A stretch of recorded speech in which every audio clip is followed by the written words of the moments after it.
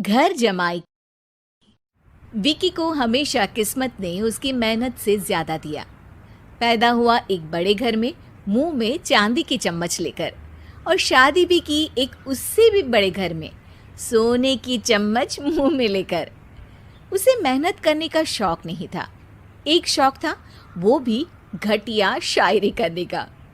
उसकी हर बात शायराना ही होती थी।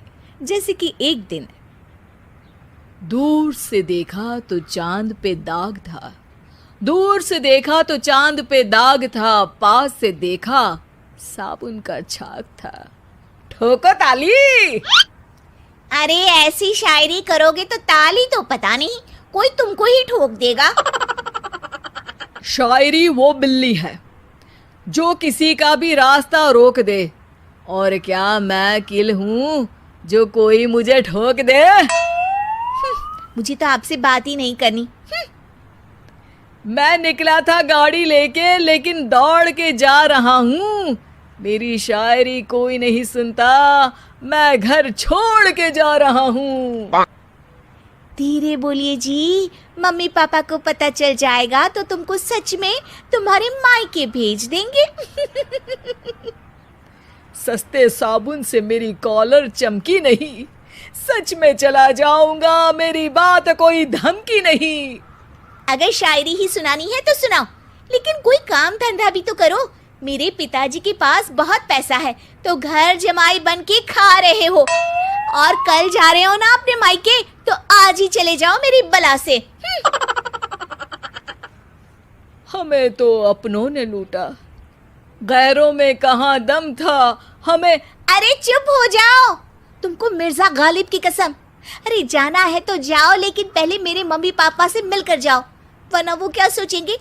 लेकिन विकी अकेले ही अपनी कार लेकर अपने मायके यानी कि अपने खुद के घर पहुंच जाता है। अरे बेटा, तू अचानक, बहू कैसी है?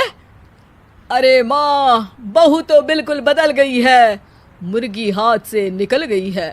अरे क्या हुआ बेटा? उसकी आती नहीं है, मेरी जाती नहीं है। मैं करता हूँ शायरी, उसे भाती नहीं है। मेरे पास उसका फोन आया था बेटा, सही कह रही है वो। तुमको काम करना चाहिए, तभी तो इज्जत मिलेगी। घर जमाई बनके सास ससुर के पैसों पर कब तक ऐश उड़ाते रहोगे?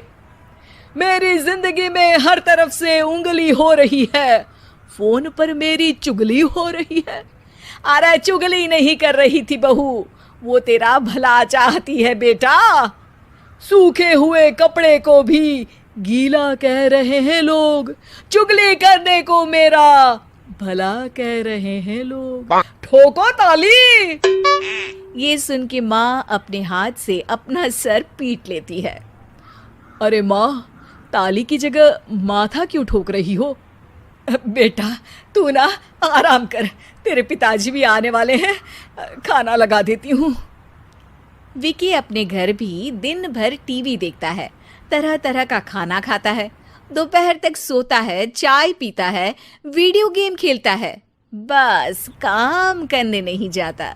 घर में नौकर चाकर है तो बिस्तर से हिलने तक की जरूरत नहीं पड़ती। कई बार तो विकी अपने नौकरों को बिठाकर शायरी सुनाता रहता। कब जाओगे बेटा? अरे कैसी बात कर रहे हैं डैडी, क्या आप मेरे फादर नहीं?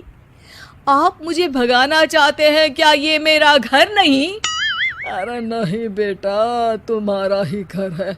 हम तो चाहते थे कि तुम यहीं रहो और मेरा काम आगे बढ़ाओ, लेकिन तुम ही चले गए घर जमाई बनने। अरे मेहनत तो गधे भी करते हैं, मैं अच्छी किस्मत लेके पैदा हुआ हूँ, मैं घर जमाई हूँ, ससुराल का फूल गेंदा हुआ हूँ। ठोको ताली। पिताजी और माँ सच में ताली बजा देते हैं। ऐसा पहली बार होता है जब विकी की शायरी पर किसी ने ताली बजाई हो। अरे आप लोग सच में ताली बजा रहे हैं?